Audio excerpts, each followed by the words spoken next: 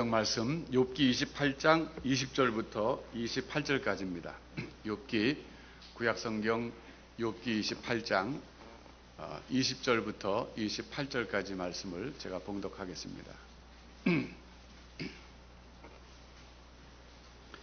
그런즉 지혜는 어디서 오며 명철의 곳은 어디인고 모든 생물의 눈에 숨겨졌고 공중의 새에게 가리워졌으며 멸망과 사망도 이르기를 우리가 귀로 그 소문은 들었다 하느니라.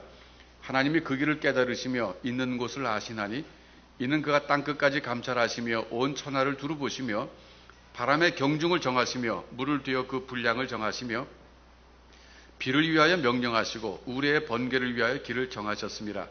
그때 지혜를 보시고 선포하시며 굳게 세우시며 궁구하셨고 또 사람에게 이르시기를 주를 경외함이 곧 지혜요 악을 떠남이 명철이라 하셨느니라. 아멘. 오늘 일부 성가대도 이 찬양을 했는데 원래 계획했던 겁니까? 양쪽에서? 아주 좋습니다. 귀한 찬송 감사합니다. 오늘 보니까 우리 청소년부도 처음 오셨고 또 방문 오신 분들도 계시고 그래서 제가 오늘 설교를 연속으로 하고 있는 거거든요. 그래서 앞에서 무슨 얘기를 했는가를 조금 말씀드려야 되겠는데 어차피 잘 됐습니다. 제가 지난주가 아니고 그 2주 전에 이 본문 갖고 설교를 한번 했어요. 뭐 연속으로 말하면 1편 하고 2편을 하겠다고 그랬는데 중간에 이시영 장로님을 초청해서 지난주에 우리가 설교 들었습니다. 그래서 한 주 또 걸러서 이제 오늘 다시 이어서 하게 됐는데 내용은 이런 겁니다. 욥이 지혜에 대해서 지금 얘기하고 있는데 어떻게 보면 갑작스럽게 지혜를 얘기하는 것처럼 보일 수 있어요. 왜냐하면 지금까지 욥은 고난의 문제를 얘기했거든요. 욥 그러면 고난 아닙니까? 그런데 고난의 문제를 얘기하다가 갑자기 28장에 와가지고 지혜 문제를 얘기할까? 오늘 본문 마지막에 지혜는 주를 경외함이 곧 지혜요 악을 떠남이 명철이라 하셨느니라. 이 본문이잖아요. 마지막 구절이지만 왜 지혜 얘기할까? 그래서 우리가 생각해야 될 것은 고난과 지혜의 상관관계입니다. 어떤 관계가 있는가? 이런 관계가 있습니다. 그러니까 욥의 세 친구가 찾아와가지고 욥이 고난당한 원인을 분석하는 거예요. 왜 고난당했지? 그들이 알고 있는 그 기준이 하나 있었습니다. 의롭게 사는 사람은 잘 되고 죄를 짓는 사람은 벌받고 망한다. 이런 어떤 큰 하나님의 그 어떤 그 우주를 다스리시는 통치 원리를 그들이 알고 있었어요. 근데 그게 지혜입니다. 그러니까 그 사람들은 그걸 뭐 인과응보라는 말 쓰지 않았지만 심은 대로 거둔다 이런 식의 표현을 썼어요.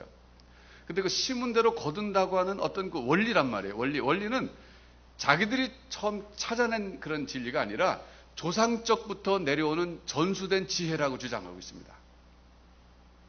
그러니까 욥이 이제 그 자기를 비판하는 얘기를 들은 거예요. 친구들이 찾아와서 당신이 이렇게 완전히 망한 것은 죄를 짓기 때문이다 라고 말하고 그것은 심은 대로 거둔다고 하는 원리에 근거해서 그렇게 말하는 것인데 이 원리는 조상적부터 내려오는 삶의 지혜다 그렇게 얘기한 거예요. 그래서 지혜 얘기가 나온 거예요. 그러면서 욥이 말하기를 그 말을 들었을 때 나도 그 지혜를 모르는 건 아니다 그랬어요. 나도 그 지혜를 모르는 건 아닌데 그러나 진정한 지혜가 무엇인지 아느냐 하면서 오늘 본문 마지막에서 이렇게 얘기했어요. 주를 경외함이 곧 지혜요 악을 떠남이 명철이다. 내가 깨달은 건 그렇다. 이렇게 지금 어떻게 보면 이제 반박하는 과정에서 나온 얘기예요. 그런데 여기 지금 주를 경외함이 곧 지혜요 악을 떠남이 명철이다라고 하신 이 말씀은 욥기 1장 1절로 돌아가서 봐야 됩니다. 관련이 있습니다. 한번 돌아가 보십시오. 욥기 1장 1절에 보시면 욥의 인물 평가가 나와요. 욥이 어떤 사람인가? 근데 거기 이렇게 평가합니다. 우수 땅에 살고 있었고 욥은 이름이 욥이었고 근데 이 사람은 특성이 어떠냐면 순전하고 정직했다는 거예요. 그 다음에 하나님을 경외하고 악에서 떠난 사람이었다 그럽니다. 다시 말하면 하나님을 경외하는 것이 지혜고 악에서 떠나는 것이 명철이라고 본인이 말했잖아요. 그런데 욥은 이미 그런 삶을 살고 있었다는 겁니다. 다시 말하면 지혜자의 삶을 살고 있었다는 거예요. 자기가.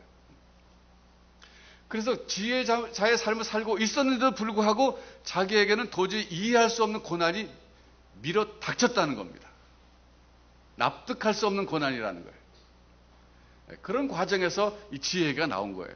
그래서 간단하게 왜 고난의 문제를 다루다가 욥이 지혜의 얘기를 끄집어내느냐, 그건 제가 지금 잠깐 설명이 된 거예요. 자, 그래서 이제 지난번에 제가 이 본문 가지고 얘기하면서 지혜의 특성을 뭐라고 말씀드렸냐면은 도덕적이다라고 말씀드렸어요. 여러분, 지혜라고 하는 것은 이제 지난주에 제가 2주 전에 못 들으신 분이어서 다 정리해드리면, 요즘은 이제 지혜, 지식을 구분하지만 성경에서는 구분하지 않습니다. 요즘은 지혜는 영어로 wisdom이고, 지식은 그 knowledge, 그래서 정보죠, 정보. 그러니까 정보가 많은 거예요, 지식이 많은 사람은. 근데 그 정보를 활용하는 능력이 지혜입니다, wisdom입니다. 오늘 우리 시대는 그렇게 구분해서 쓰지만 성경에서는 뭐 지혜, 지식 같은 개념으로 썼어요. 그러니까 구분할 필요는 없는데, 여러분, 여기 악을 떠남이 명철이다, 악을 떠남이 지혜라 그랬거든요. 생각해 보십시오. 이것은 도덕적 성격이 강한 거예요. 어떤 게 지혜냐? 악을 떠나서 사는 삶이 그것이 참 지혜다. 그러니까 지혜의 특성이 도덕적이라는 거예요. 지혜의 종류 가운데는 과학적 지식이 있고, 말하자면 지식이라고 바꾸면 과학적 지식이 있고, 또 그리고 뭐 생물학적 지식이 있고, 사회학적 지식이 있고, 온갖 분야에 다 지식이 있습니다. 근데 그 모든 지식 가운데서 가장 어떤 파운데이션, 기초가 되는 지식이 있다면 그건 도덕적 지식이다, 그런 얘기예요. 자, 예를 들어 볼까요? 과학적 지식이 굉장히 풍성한 사람이 있어요. 그래서 우주 생성 원리도 말할 수 있어요. 그런데 그 사람이 도덕적으로 바른 삶을 살지 못한다면 그 사람의 그 과학적 지식 자체가 사람을 이롭게 하지 않습니다. 학물 발전에 조금 기여할지 모르지만 그러나 크게 영향 끼치지 못해요. 그러니까 참된 지혜는 도덕적이어야 된다는 거예요. 자, 그런 걸 염두에 두면서 우리가 좀 살펴보도록 하겠는데요.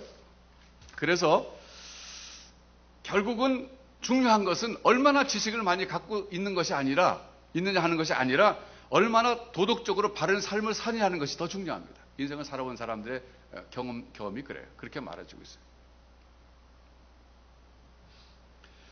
여러분, 제가 우리 역사 속에서 도덕적으로 바르게 살아보려고 몸부림쳤던 사람들 가운데 오늘 한 분을 좀 소개해 드리려고 그래요.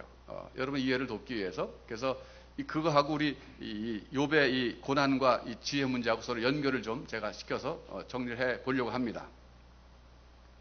성리학에 대해서 얘기할게요. 성리학. 오늘 청소년들이 왔는데 성리학이라고 학교에서 배워봤어요? 들어봤어요? 들어본 사람 손 들어보세요. 성리학. 절반. 그 퇴계 이황에 대해서 이름 들어본 사람. 확실히 요즘 역사를 안 가르치는군요. 그 문제예요, 사실은. 역사를 안 가르친다 그러더라고요. 그래서 역사가 지금 선택 과목이었다가 지금 다시 필수가 됐다고 들었는데 역사 배워야 됩니다. 근데 이 성리학이라고 하는 것은 중국에서 들어온 그런 그 주자학이라고도 하죠. 그런 그 유학의 한 분파인데, 성이라고 하는 것은 인간, 인성을 말하는 거고, 리는 이치, 우주의 이치를 말하는 거예요. 그래서 성리학이라고 그랬어요. 쉽게 말하면 인간의 본성을 연구하면서 우주의 이치를 연구하는 학문을 가리켜서 성리학이라고 그러는 거예요.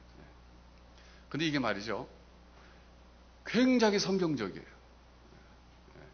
굉장히 성경적이에요. 왜 성경적이냐면 성경에 보니까 인간은 하나님의 형상대로 지음받은 존재라는 거예요. 그리고 자연 만물은 하나님께서 만드신 피조물이라는 거예요.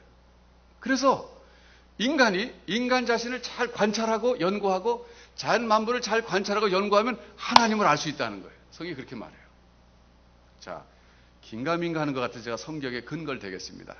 로마서 1장으로 가서 한번 확인해 보겠습니다. 로마서 1장.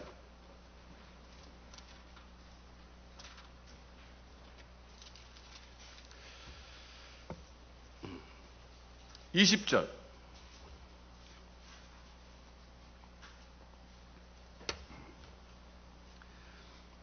보겠습니다.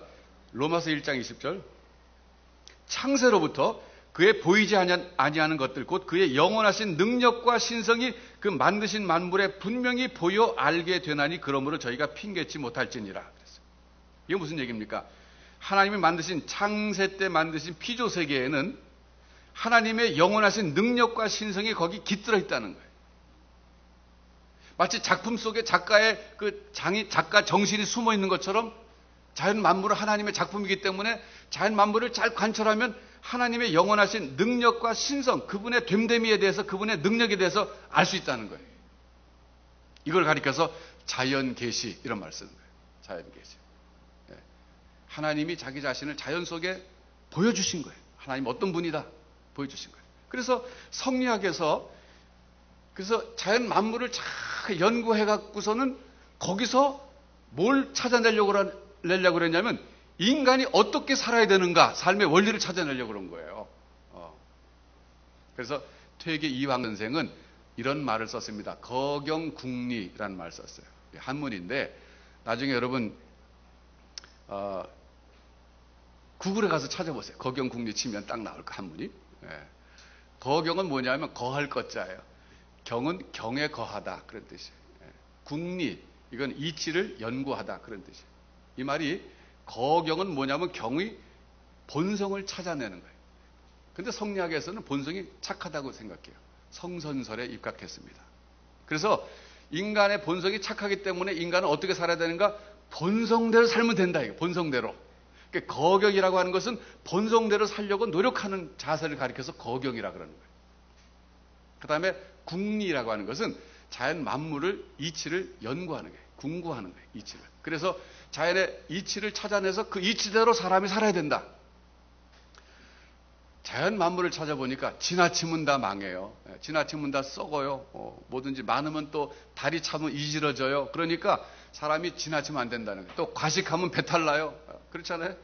과식하면 배탈 나니까 도덕적으로도 지나치면 안 되는 거예요. 욕심도 지나치게 부리면 안 된다. 이런 삶의 원리를 인간에게서 자연에게서 찾아내서 그걸 도덕적 기준으로 삼는 것이 바로 이 성리학입니다.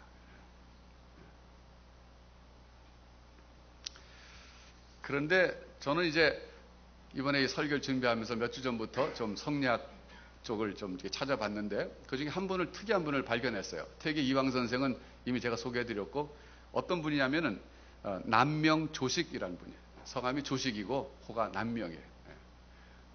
조집사님 같은 조씨예요? 금방 조상이시죠? 그렇군요. 아주 훌륭하신 분이시더군요. 이분이 창녕 출신이에요. 경남. 그리고 퇴계 이황 선생하고 결국 동시대 인물이 같은 해에 태어나셨어요.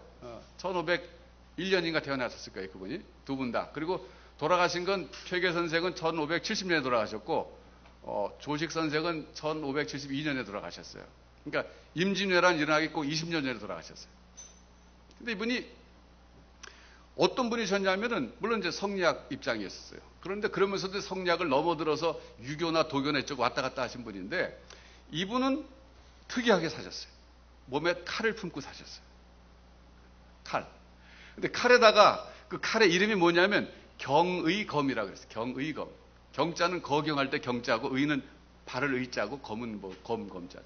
경의검인데 그게 뭘 뜻했냐면은 이 한문이 이제 8글자 제가 말씀드릴 텐데 이렇게 칼에다 새겼답니다.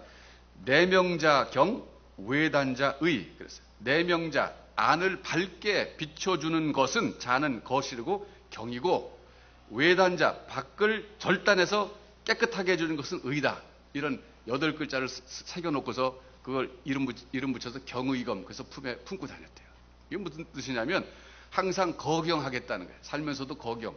늘 본성대로 착한 양심대로 살겠다. 그래서 그걸 이제 아주 다짐한 거고 그 외단자의 이건 뭐냐면 자기 속에서 욕심이 생겨나가지고 사욕이 생겨날 때는 이 칼 가지고 잘라버리겠다. 이 욕심을. 사심 없이 살겠다. 그런 뜻이에요. 대단하지 않습니까?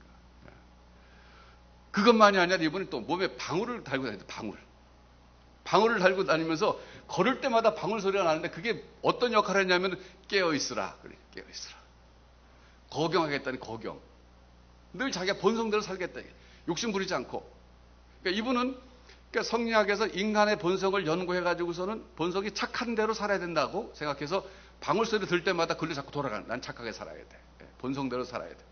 방울 소리 들 때마다 난 자연의 이치대로 살아야 돼. 지나치지 말아야 되고 과욕하지 말아야 되고 그러면 살아야 돼. 이러면서 자기 자신을 일깨우면서 그렇게 살았는데 이번 평생 벼슬을 안 나갔어요. 근데 학문은 엄청나게 연구하신 분이에요. 그 제자들이 많이 모여들었어요. 그분 문화로. 그래서 이제 나라에서 그때 명종 시절이었는데 명종께서 그분에 대한 소문을 들으시고 그 경상남도 단성이라는 곳이 있었다 그래요. 지금도 있나 모르겠어요. 단성 현감으로 이제 이렇게 직위를 제수하신 거예요. 근데 그걸 안 받으셨다고 막 고사했는데 임금님이 하도 받으라 그러니까 이 남명이 받았어요. 그걸 받아갖고서는 할 수 없이 받고는 한 달 만에 사표를 씁니다. 그러니까 처음부터 받을 생각이 없었던 거예요. 자기는 학문을 할 사람이지 정치 안 하겠다. 받아서 한 달 만에 사표를 내면서 그 사표를 썼는데 그 사표가 유명해요. 사직서가. 그걸 사람들이 단성소라고 이름 붙였어요. 소는 이제 상소할 때 소자고 단성현감에서 사직하는 이유를 적은 사직서를 단성소라고 이름 붙였는데 거기에 이제 뭐라고 썼냐면 백성들은 지금 도탄에 빠져 있고 그 관리들은 고요를 빨아먹고 있고 나라는 엉망인데 지금 당신 정치 잘 못한다 막 쓰고 그래서는 치명적인 얘기는 두 가지 썼는데 뭐냐면 그 당시에 그 명종의 할머니가 그 문정왕후였는데 이분이 이제 수렴청정을 했거든요. 근데 이 파평윤 씨였습니다. 윤원영의 그 오빠인가 그랬어요. 언니, 누나였어, 누나. 그런데 이분이 그 정치를 하셨는데 그게 이제 불만이었던 거예요. 그래갖고서는 뭐라고 썼냐면, 그 문종왕후는 구중궁궐의 과부에 불과하고 명종은 일개 고아에 불과하다. 이렇게 써버린 거예요. 죽기를 작정하고 쓴 거예요, 자기가. 그리고도 그걸 사직서라고 낸 거예요. 그러니까 뭐 명종이야 궁중이 발칵 뒤집힌 거예요. 이 도대체 누구냐? 이럴 수 있느냐? 근데 원래 조식을 알긴 알았지만 이렇게까지 할 줄 모르는 거죠. 그래서 이제 막 이 사람 죽여야 된다. 그런 막 국내에서 여론이 일어날 때 또 한쪽에서는 죽이면 안 된다는 거예요. 왜? 그분이 너무 존경받으니까 이 죽이면 또 이 민심이 또 막 들고 일어날 거예요. 그러니까 못 죽이는 거예요. 그래서 이제 명종이 이제 답변을 썼어요. 그래도 뭔가 명분이 세워서 살려줘야 될 거 아니에요. 왕으로서 체면을 좀 세워야 되죠. 그러니까 이렇게 썼다 그래요. 일개 처사가 한 소리니까 그냥 넘어가겠다. 이렇게. 근데 처사라는 게 저도 이번에 새로 배웠지만 학문하지 않은 그러니까 벼슬 하지 않은 그 일개 학자를 가리킨 데입니다. 초야에 묻혀서 학문 연구하는 직위 없는 그 처사. 이게 처사가 그냥 한 소리니까 내가 그냥 무시하고 넘어가겠다 그러고 살려줬대요. 할 수 없이 살려준 거죠. 예나 지금이나 우리나라는 민심에 민감한 것 같아요. 정치 지도자들이. 근데 이제 제가 이분을 볼 때 이분은 이제 어떤 특징이 있었냐면 그 거경 국리가 아니라 거경 어떻게 보면 의를 실천하는 걸 강조한 거예요. 잊지만 알면 뭐하냐 이게 행동으로 옮겨야지. 그래서 행동하는 지성이라고 할 수 있어요. 요즘으로 말하면. 근데 이분이 제자들을 많이 뒀는데 그 제자들에게 늘 그 가르침을 준 거예요. 아무리 인간의 본성을 밝혀내고 우주의 이치를 알아낸들 한들 그게 실제 생활에 도움이 되지 않으면 무슨 의미가 있겠느냐. 사회 변혁에 도움이 돼야 되지 않느냐. 그 가르침을 줬는데 이제 그게 이제 되게 이항 선생과는 조금 입장이 다른 거죠. 이항 선생이 학문 쪽으로 가신 거고. 그래서 제자들이 많이 모여들었는데 나중에 20년 후에 임진왜란이 일어났잖아요. 임진왜란이 일어났는데 그때 의병들이 막 일어났는데 이분의 제자 가운데 60명이 의병 대장이 됐답니다. 그중에 대표적인 분이 곽재우였대요. 곽재우. 근데 이 곽재우라고 하는 그 의병 대장이 그분의 제자면서도 그분의 외손녀의 사위였대요. 외손녀의 남편. 외손녀의 남편이었대요. 그래서 그런 그 일이 있었답니다. 어쨌든 저는 이제 이 남명 조식이라고 하는 분을 하나를 우리가 예로 들었지만은 우리 조상들 가운데는 비록 종교는 달랐지만 그때는 기독교 안 들어왔으니까 그 성리학에 몸담고 있으면서도 인생을 바르게 살려고 노력했던 훌륭한 분들이 많이 계셨다는 걸 우리가 좀 생각해 볼 필요가 있다는 거예요.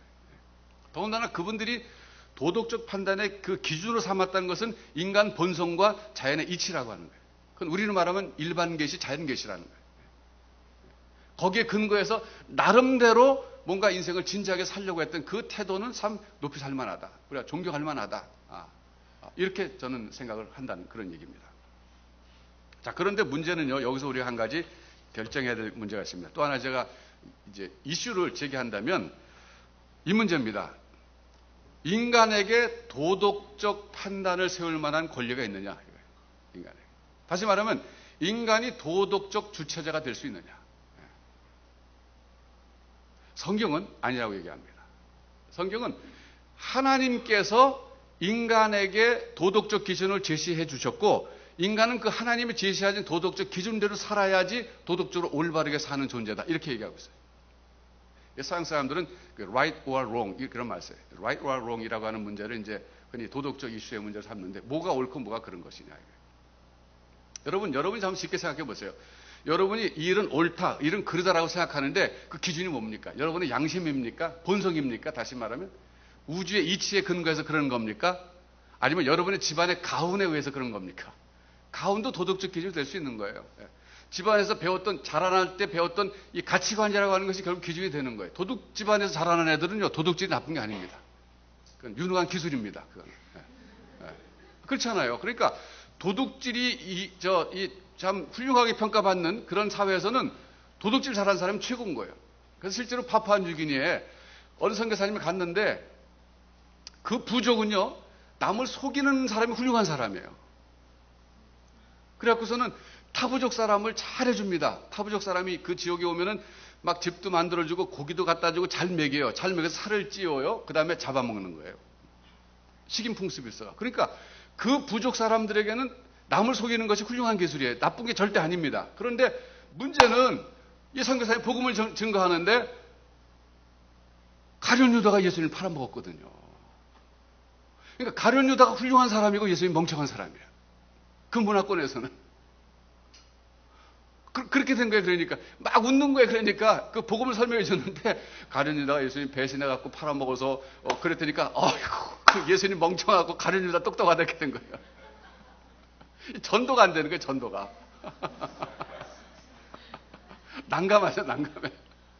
여기 선교사님이 고민해가지고 이거 어떡하나 큰일 났다 기도하고 막 그러다가 드디어 기회가 온 거예요. 뭐가 왔냐면 그 부족과 타 부족의 전쟁이 일어났는데 전쟁에서 이 부족이 졌어요. 실제 전쟁이 일어난 거예요. 졌는데 일어나서 전쟁이 졌을 때 휴전협정을 맺는 의식을 보니까 이 자기가 속한 선교사가 전도하러 간 그 부족의 추장의 아들을 갓난하게 이렇게 한 100일 돌 됐을까? 이런 아이를 돌도 안 됐어. 돌이 안 됐어. 자기 의식이 별로 없더라고. 그런 아이를 그 부족에게 볼모로 보내는 거예요. 전쟁하지 않겠다. 우리가 항복했다. 그 뜻으로 볼모로 보내는 거야. 근데 그 아이의 이름이 그 부족어로 Peace Child예요. 평화의 아기, 평화의 아기. 그래서 그 아기를 떠나보낼 때 부족 사람들이 막 눈물을 흘리는 거예요. 이 아이가 아무 의식도 없는데 그 부족에게 참 졌기 때문에 우리가 져서 저 부족에 가서 평생을 살면서 고생한 걸 생각하니까 눈물을 흘리는 거예요. 그래서 돌아가면서 전부 울음의 세레모니 합니다. 보내기 전에 돌아가면서 그 아이를 안아보고 울고 슬퍼하면서 그 부족이 그런 의식을 행하면서 그 아이를 보내는 거예요. 거기서 그 선교사님이 힌트 얻은 거예요. 바로 이거다. 그래서 그분들에게 이렇게 설명한 거예요. 예수 그리스도는 여러분을 위한 피스 차일드로 오셨습니다. 이렇게 한 거예요. 그러니까 이해가 됐어요. 사람들이 복음을 받아들인 거예요. 그 유명한 피스 차일드 영화가 있어요. 그러니까 문화권마다 도덕적 판단의 기준이 틀린 거예요. 그래서 도덕적 상대주의가 유명하지 않습니까? 요즘에는 옳고 그런 게 없어요. 이제는 너도 옳고 너도 옳다. 이게 그 포스트 모더니즘의 특징이에요. 그러니까 다원주의라는 게 뭐냐면 절대적 도덕적 판단의 기준이 없다는 거예요. 지금 시대 그런 시대입니다. 그런데 제가 문제 이슈를 제기한 건 뭐냐면 과연 인간에게 도덕적 판단의 기준을 스스로 만들 수 있는 능력이 있느냐. 인간이 도덕적 판단의 주체냐 아니냐 그거예요. 성경은 아니라고 그러고 현대사회는 yes 그렇다 이거예요. 사실 르네상스가 일어나갖고 중세에서 이제 인본주의가 살아났잖아요. 그런데 제가 볼 때는 그 중세에 지나치게 신본주의가 강조됐던 건 사실이에요. 제가 생각해도 너무 지나쳤던 면이 있어요. 그래서 그것에는 반작용으로 그 르네상스가 일어나면서 이제 인본주의가 일어났는데 인본주의에서 통해서 뭐 예술이 발달하고 이제 음악이 발달하고 다 좋은데 문제는 지나치게 인간이 중심이 돼버린 거예요. 다시 말해 인간이 주인이 돼버린 거 이것은 문제라는 거예요. 자, 여러분 이제 성경으로 돌아가서 이 문제를 한번 다뤄봐야 되겠는데요. 창세기 3장으로 가서 한번 보겠습니다. 창세기 3장. 창세기 3장 22절.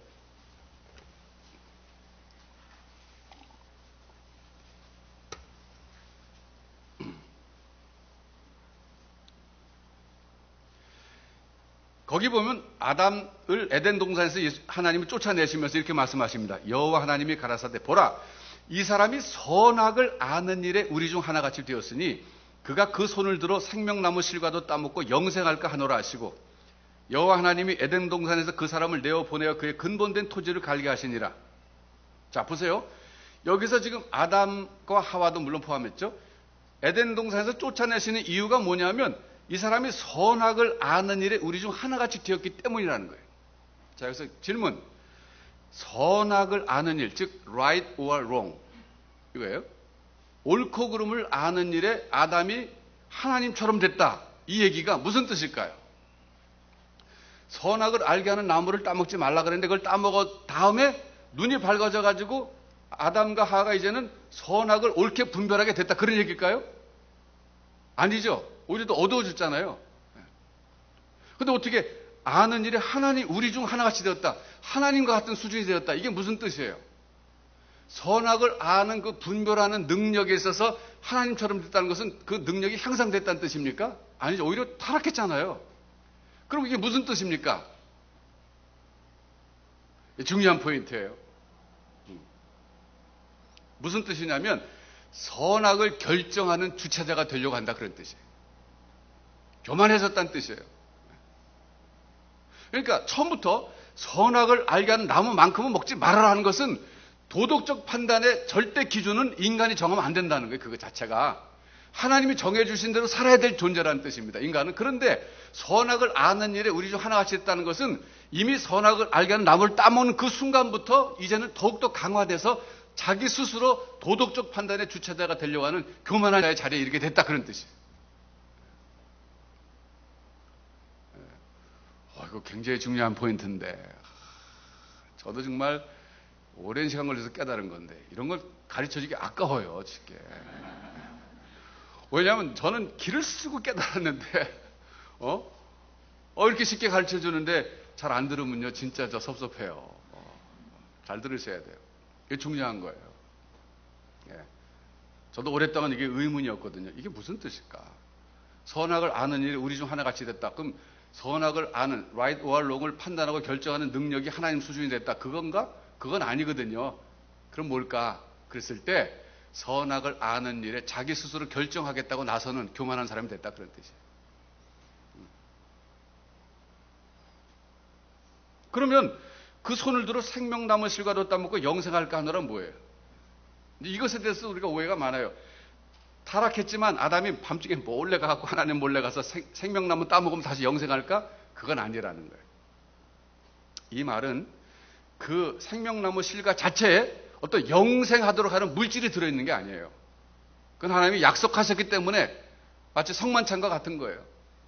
실제 예수님의 살과 피가 아니지만 기념하는 것처럼 영생하는 이 실과도 사실은 기념에 불과하는 정도, 상징적 존재라고요. 근데 그거를 뭣도 모르고 그거 먹으면 되는 줄 알고 도덕적 판단의 주체라고 자기 스스로 잘못 생각하는 상태가 됐기 때문에 교만해진 상태가 됐기 때문에 그것까지 마음대로 따먹어갖고 자기가 영생하려고 하는 또 한 번의 잘못을 저지를까봐 아예 사전에 쫓아내 버리시겠다 그런 뜻이에요. 네.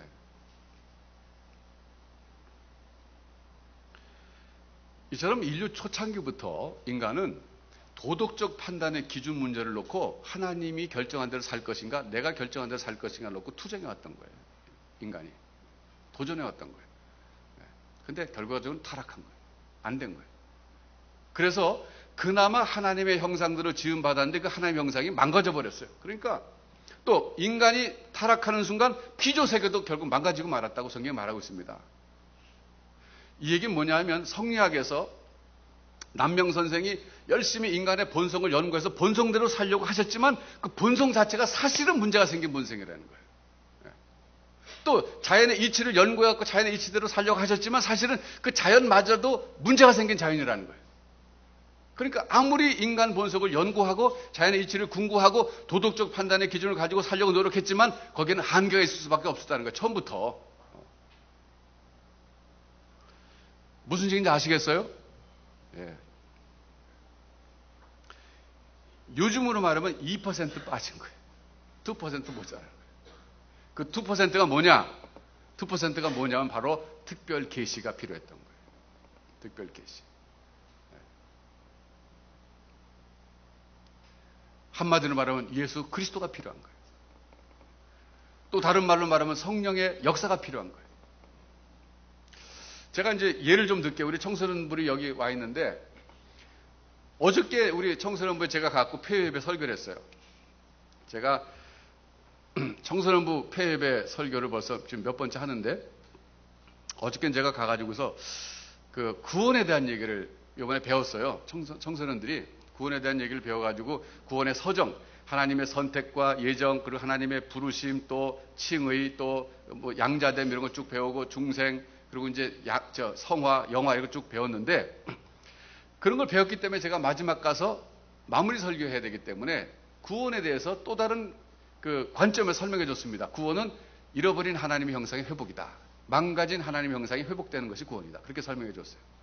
그러면서 이런 비유를 들었어요. 거기 전자 키보드가 있었어요. 우리 청소년들이 물었습니다. 이 전자 키보드가 저기 있는데, 전자 키보드가 고장이 났는데 저걸 고칠 수 있는 방법이 둘 중에 하나다. 하나는 키보드가 알아서 스스로 고치든가, 또 하나는 만든 기술자가 만든 사람이 가서 고쳐주든가, 둘 중에 하나인데 어떤 방법으로 고쳐야 되겠느냐 제가 물어봤습니다. 그래서 당연히 만든 사람이나 혹은 기술자가 고쳐야 된다 그랬어요. 여러분, 인간이 타락해서 하나님 형상이 망가졌고, 그래서 자기 스스로 아무리 고치려고 해도 그건 고칠 수 없습니다. 망가진 키보드가 스스로 아무리 고치려고 해도 고칠 수 없는 것처럼 스스로 고칠 수 없는 거예요. 만든 사람이 고쳐야 됩니다. 만든 사람이. 그래서 예수님께서 오셨다는 것은 사실은 망가진 인간들을 고치기 위해서, 세상적인 표현이지만 기술자로 오신 거예요. 미국은 메카닉이라고 해서 메카닉. 자동차 고치고 못 고친 사람 많잖아요. 인간 스스로 고칠 수 없기 때문에 하늘에서 직접 고쳐주시겠다고 내려오신 거예요. 왜? 만드신 분이니까. 제가 그런 얘기 했어요. 우리 청소년들에게. 요즘 하도 과학이 발달하니까 앞으로 과학이 더 발달해가고 키보드를 만들었을 때, 키보드가 고장났을 때 스스로 고칠 수 있는 능력의 프로그램을 집어넣으면 될까 안 될까 그랬더니 될 수 있다 그러더라고요. 그렇잖아요. 예. 더 많이 발달하게 되면 기계 스스로가 고칠 수 있는 프로그램까지 거기다 미리 만들어 놓으면 고장났을 때 스스로 막 하고 고칠 수 있잖아요. 예. 그건 가능하다고 봐요, 앞으로. 그런데 문제는 하나님께서 인간을 만드실 때 인간이 타락한 다음에 스스로 고칠 수 있는 그런 프로그램을 만들어서 넣어주지 않았다는 거예요. 예. 그렇게 했으면 그렇게 스스로 자기가 수양에 의해서 구원받을 수 있도록 됐을 거예요. 하나님 그렇게 안 하셨다는 거예요. 그러니까 이 유교라든지 불교라든지 도교라든지 모든 이 종교들은요, 스스로 구원해 보려고 노력하는 종교들입니다. 그러니까 키보드가 고장 났는데 키보드가 스스로 막 고치려고 노력하는 거예요. 한계가 있어요. 고쳐지지 않아요. 그러니까 막 노력하니까 고장난 것으로서는 그 수준에서 100% 기능할지 모르지만 오리지널 100%는 아니라는 거예요, 그게. 아무리 남명 선생이 칼을 품고 경기검을 품고 자기 사역이 생길 때마다 잘라버렸지만 그것만 갖고서는 망가진 상태에서 최선을 다하는 키보드와 같은 그 수준까지밖에 못 갔다는 거예요. 그래서 하나님께서 어떻게 하셨는가? 최고의 기술자를 보냈어요. 메카닉을 보내셨어요. 그분이 오셔서 인간의 망가진 근본 원인은 바로 죄거든요. 십자가에서 그 죄 문제부터 처리하시고, 그리고 근본적인 치유의 길을 열어놓으시고, 그 다음에 내가 가면 또 다른 보혜사가 오실 것이다. 성령께서 오셔서 우리 거듭나게 하셨는데, 거듭나게 했다는 게 뭐냐면 원래 기능이 회복되도록 고쳐놓으셨다는 거예요. 성화 과정은 뭐냐면 점차적으로 그것이 온전히 기능하도록 자꾸 역사하시고 고쳐가시는 과정이에요.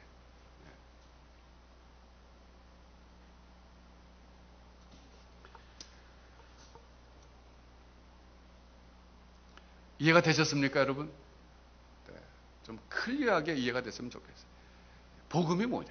복음은 하나님께서 우리를 고쳐주시기 위해서 그 아들을 보내셔서 우리 대신 죄 문제를 처리하시고, 그 다음에 성령께서 오셔서 우리 속에서 역사하셔서 우리를 하여금 계속적으로 원래 기능이 회복되도록, 하나님 형상이 회복되도록 이루어가시는 과정이다, 이거예요. 그러니까 굿뉴스죠.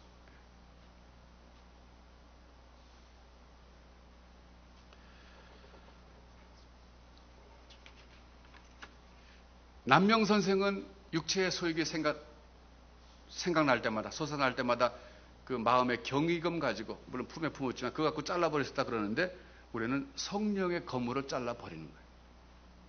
하나님의 말씀으로. 기준이 외부로부터 주어진 특별 계시, 하나님의 말씀. 그래서 욥이 하나님을 경외하는 것이 지혜고 악에서 떠나는 것이 명철이다. 사실 지혜나 명철은 바꿔 쓸 수 있는 말이에요. 상호 교환이 되는 말이에요. 그러니까 하나님을 경외하는 것이 지혜고 악에서 떠나는 것이 지혜다. 이래도 상관이 없어요. 진정한 지혜는 도덕적 판단을 바르게 하고 그리고 그 판단에 근거해서 바르게 행동하는 것이 지혜라는 거예요. 우리에게는 성령께서 우리 안에 거하시기 때문에 우리 속에서 우리가 길을 갈 때 몸에 방울을 달고 가지 않아도 성령께서 방울 역할을 하시는 거예요. 늘 깨어있어라. 늘 역사해 주시고 그 길로 가면 안 된다. 이 길로 가야 된다. 가르쳐 주시고 그럴 때마다 우리는 그 성령의 소욕을 따라 살아갈 때 우리는 바로 바르게 살아가게 되는 거예요. 오늘 제가 세상적인 용어를 많이 썼어요. 일부러 여러분들에게 좀 감각적으로 다가가기 위해서 그렇게 과히 좀 지나치게 쓰지는 않았다고 생각합니다. 여러분들에게 도움이 됐으면 좋겠고요. 그래서 결론적으로 말씀드리면 결국 욥의 문제로 돌아가 생각해 볼 때 진정한 지혜는 하나님을 경외하는 것이다. 즉 하나님을 경외하기 때문에 도덕적으로 올바르게 사는 것이 참된 지혜다. 그래서 제가 지난 2주 전에 뭐라고 말씀드렸냐면 right action, 올바른 행동, right action을 해야 되는데 그것이 with right reason, 올바른 이유로 올바른 행동을 해야 된다. 이 말입니다. 이 말이 굉장히 중요해요. right action with right reason. 올바른 동기로, 올바른 이유로 올바른 행동하는 게 중요해요. 올바른 동기가 뭡니까? 하나님을 경외하기 때문에. 내가 내 인생의 주인이 아니고 내 도덕적 판단의 기준은 하나님이시기 때문에 하나님을 경외하기 때문에 내가 도덕적으로 바르게 산다. 이게 바른 행동이에요. 근데 내가 하나님을 경외하지 않지만 바르게 살겠다. 그거는 빠진 거예요. 그렇지 않아요? 자기가 자기 인생의 주인이 되겠다는 것이고 도덕적 판단의 주체자가 되겠다는 거예요. 그게 바로 사실은 굉장히 교만한 겁니다. 그 교만한 사람은 하나님 구원하실 수 없어요. 그런 사람은 왜냐하면 예수 그리스도를 의지하지 않고 스스로 구원하겠다고 하기 때문에 구원 받을 수가 없는 거예요. 결국은 왜 우리가 예수 그리스도를 의지하느냐? 내 힘으로서는 안 된다는 것을 인정하고 그분을 의지하는 거예요. 이것이 참된 하나님을 경외하는 방법입니다. 그래서 여러분 오늘 말씀을 통해서 앞으로 인생을 살아가실 때 올바른 행동하며 살아가십시다. Right action. 그 동기가 뭡니까? Right reason인데 그것이 바로 하나님을 경외하기 때문에. 하나님이 계시기 때문에. 내가 주인이 아니라 나를 만드신 그분이 계시기 때문에. 그리고 그분은 나의 아버지이시기 때문에. 우리가 그래서 바르게 살아갈 때 우리 하나님의 자녀로서 이 시대에서 영향력 있는 인물들로 쓰임받을 줄로 믿습니다. 기도하겠습니다.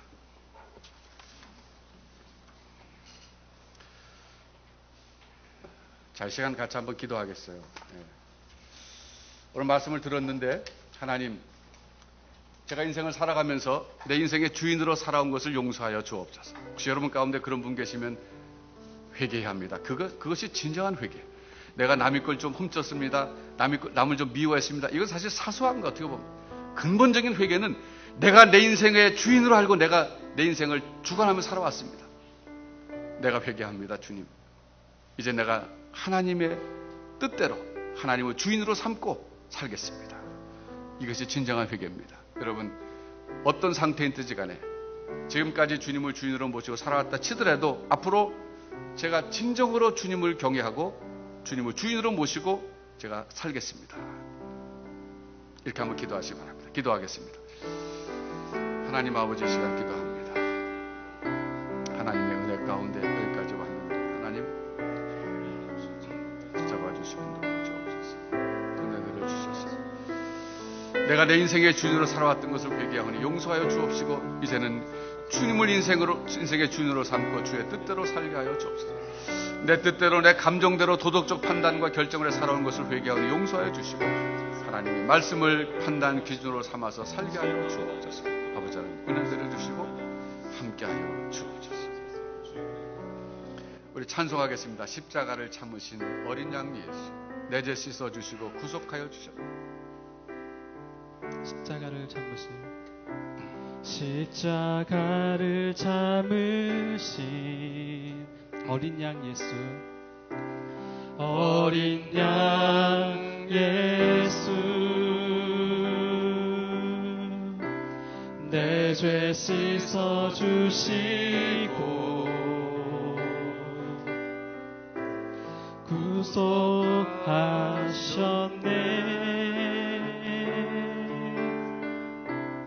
어둠을 물리치시 세상의 빛 예수, 영광의 빛 비추사 자유케 하시네.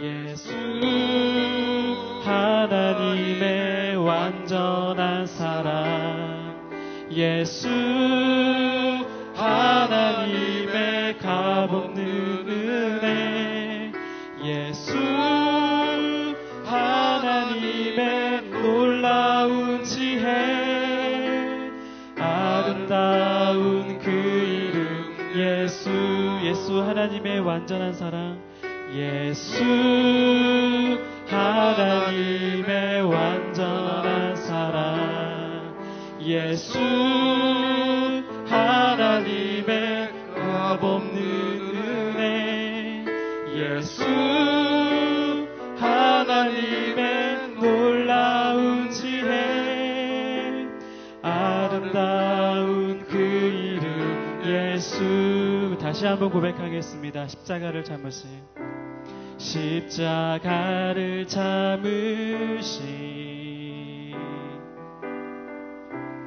어린 양 예수,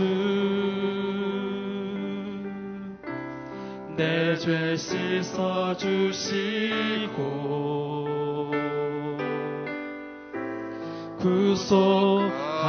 구속하셨네. 어둠을 물리치시 세상의 빛 예수, 영광의 빛 비추사 자유케 하시네. 예수 하나님의 완전한 사랑, 예수 하나님의 완전한 사랑, 예수 하나님의 값없는 은혜, 예수 하나님의 놀라운 지혜, 아름다운 그 이름 예수, 예수 하나님의 완전한 사랑, 예수 하나님의 완전한 사랑, 예수 하나님의 값없는 은혜, 예수 하나님의 놀라운 지혜, 아름다운 그 이름 예수. 여러분 그렇습니다. 예수님을 하나님의 지혜라고 고린도전서 1장에서 우리에게 말씀하고 있어요. 정말 하나님의 지혜입니다. 우리를 구원하실 수 있는 놀라운 방법, 예수 그리스도. 인간이 스스로는 구원할 수 없고 고칠 수 없는 이 상황 속에서 절망하고 있을 때 그 아들 예수 그리스도를 보내셔서 대속의 죽음을 죽게 하시고 성령을 보내주시고 우리를 구원해 주시는 놀라운 하나님의 경륜, 바로 예수 그리스도가 참 하나님의 지혜입니다.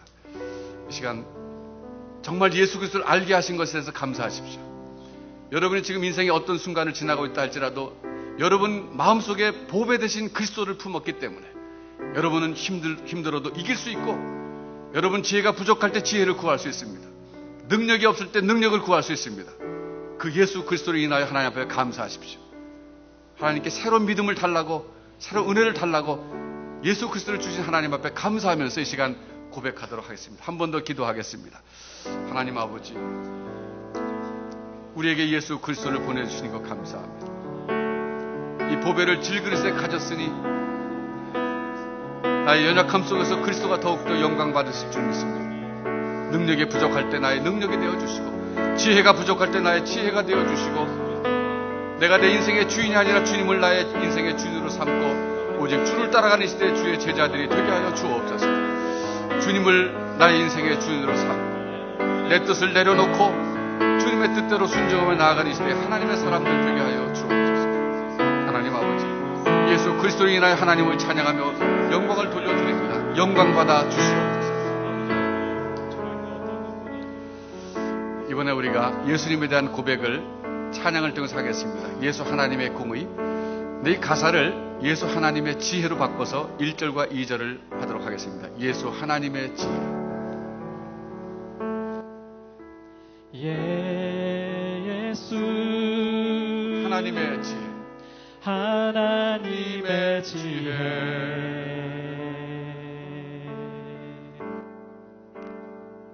주 독생자 그의 나라 임하시네. 예수 제물이 되신 주. 예수 제물이 되신 주.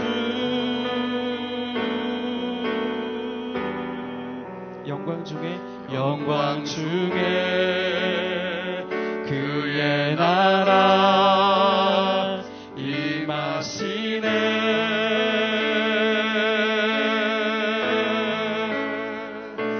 주의 나라 영원하며 그의 영광 무궁하리.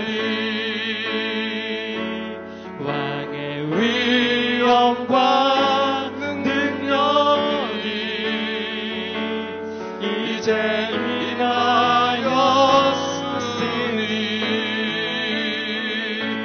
주의 주권과 주의 통치와 주의 나라 힘과 권세 임하네. 예수 하나님의 지혜. 예수 하나님의 지혜. 예수 하나님의 지혜. 예수 하나님의 지혜. 주 은혜와 말씀으로 주 은혜와 말씀으로 나타났네. 예수 거룩한 하나님. 예수 거룩한 하나님.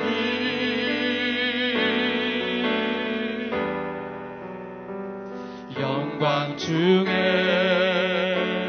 그의 나라 임하시네.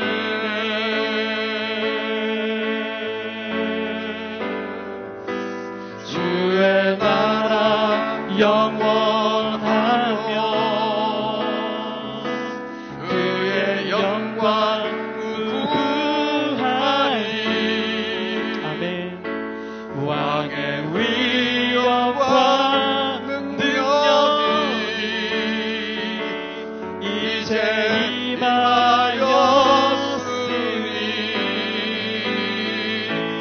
주의 주권과 주의 통치와 주의 나라 힘과 권세 임하네. 예수 하나님의 지혜. 하나님의 지혜.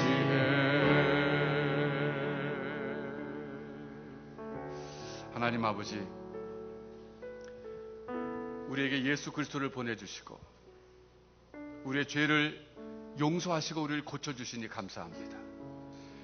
우리 속에 성령께서 영원토록 내주하시면서 어떻게 살아야 할지를 가르쳐 주시니 감사합니다. 세상에 살다가 사임이 필요해서 찾아 나온 저희들에게 이 시간도 성령께서 역사해 주셔서 당장 오늘부터 나가서 내가 직장에서 가정에서 어떻게 행동해야 할지를 깨닫게 하실 줄로 믿습니다. 이제 내 뜻을 내려놓습니다. 성령의 뜻대로 살겠습니다. 성령께서 강권적으로 길을 지도하시고 역사하여 주옵소서. 도덕적 판단의 주체자 자리에서 내려와서 하나님을 경외하는 마음으로 주님을 바라보니 우리의 삶의 방향을 제시하여 주옵소서. 주의 뜻대로 살게 하여 주옵소서. 이 시대 하나님의 마음에 합한 백성들로 영향력 있는 인물들 되게 하여 주옵소서. 예수님의 이름으로 기도하옵나이다. 아멘.